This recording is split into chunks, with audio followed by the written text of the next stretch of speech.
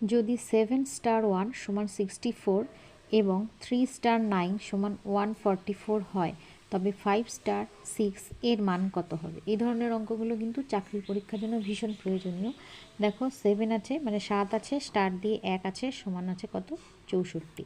একটা জিনিস খেয়াল করো, 64 কিন্তু পূর্ণবর্গ সংখ্যা মানে 8 স্কোয়ার।